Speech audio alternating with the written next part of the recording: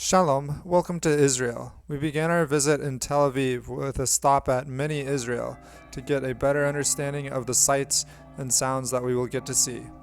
Tel Aviv is a very nice beach city where you can pick up the popular beach tennis game of Israel. After spending some time relaxing in the beach vibes of Tel Aviv, we had the opportunity to see the old city of Jerusalem. We arrived at the Jaffa Gate for our Saturday tour, only to find out it doesn't run on Saturdays, even though we paid for it. Only book through a reputable site like TripAdvisor, otherwise, you will have to buy an expensive tour at the gate or be susceptible to hustlers. It is also very easy to get lost while exploring. I recommend only going into the old city with a guide. We started our tour at the Church of Holy Sepulchre, where we saw people kneeling near the sacred stone of unction. Inside the church, the edicule or chapel is said to house the tomb of Jesus. This church was also planned to enclose the site of the cross and the tomb. As we continued our exploration of Jerusalem, we made our way towards the Temple Mount and the Wailing Wall. The Temple Mount holds religious significance to Christians, Muslims, and Jewish people. For Christians, the Temple Mount is seen as the place where Jesus challenged temple authorities. Muslims believe that the Temple Mount is the site where Muhammad ascended to heaven. For Jewish people, Abraham came to the Temple Mount to sacrifice his son Isaac. The Temple Mount is a sacred place to all of these religions because many people consider it the closest place on earth to God in heaven. At the time of our visit, armed guards would only allow Muslims to access the Muslim quarter and visit the Temple Mount.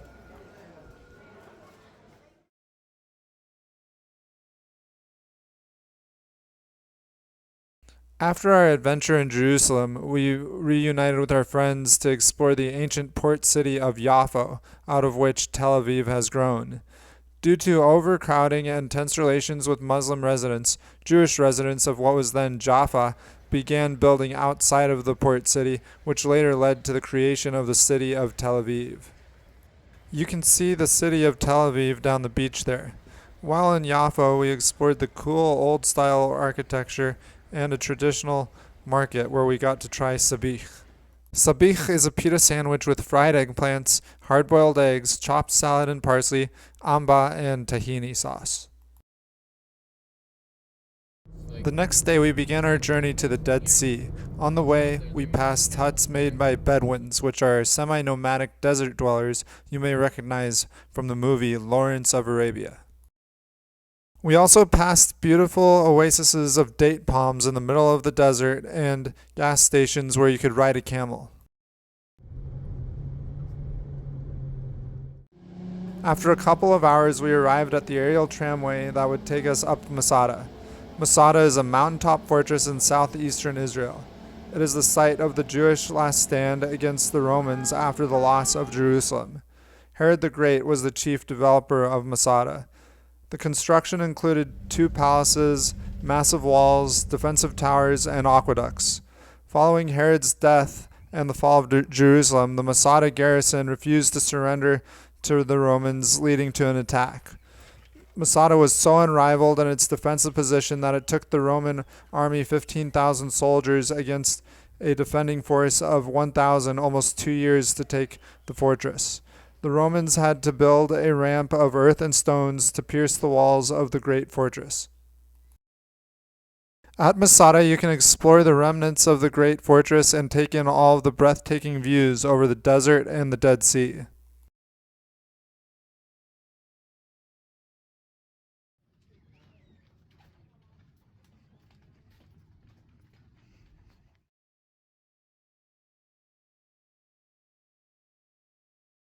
These are some models of what the fortress once looked like during ancient times.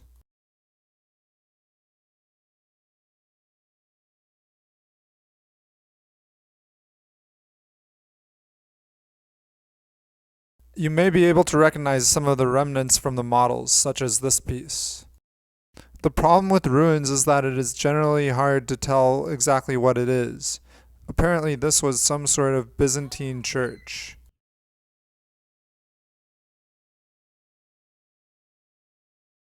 You can see the Dead Sea there in the background. The Dead Sea is so salty that no fish can survive in it. Its shores are also the lowest point on the Earth's surface. The sea and its mud are supposed to have great healing properties, but for some reason, I got a rash. You also float naturally in the Dead Sea and can position your body in all sorts of strange ways without sinking. You can almost sit on the water. Don't get the water in your eyes though, it really hurts. After relaxing in the Dead Sea Spa, we were off to Haifa to see the Baha'i Gardens. The Baha'i Garden in Haifa is the premier holy place for the Baha'i. Baha'i pilgrims travel from all over the world to visit and pray at these sacred spots. These gardens are a gift to the world and are open to every member of the human race. The gardens and terraces symbolize the nature of transformation which happens within our hearts and in the physical environment. In order to visit these lovely gardens, you must make a reservation and be accompanied by a guide at all times. Next, we visited the old city of Acre, or Akko, and enjoyed a traditional Israeli lunch of meat and a spread of side salads. After lunch, we explored the old tunnel of Acre. The tunnels were built by the Knights of Templar, a Christian military order, to connect their main fortress with the port of Akko. Akko has been shaped by Romans, Ottomans, Crusaders, Mamelukes, and Byzantines, as well as the British. The next day, we went to see the incredible grottos of Rosh Hanikra in the western Galilee. After taking a cable car down, you have the option to pick up a headset for a full audio tour. The area of Rosh Hanikra is actually a kibbutz, or a commercial agricultural settlement. There is also an old railway tunnel that would have connected Cairo, Haifa, and Beirut. Rosh Hanikra is actually right near the border of Lebanon. After one more night filled with friends and food, our journey through Israel came to an end. I hope you have enjoyed this episode and hope that you too can one day experience the wonders of Israel. Until next time, catch you on the fly. Don't forget to squash that like and subscribe button. Additionally, if you really like our content and want to support us, consider supporting us on Patreon for some great additional perks.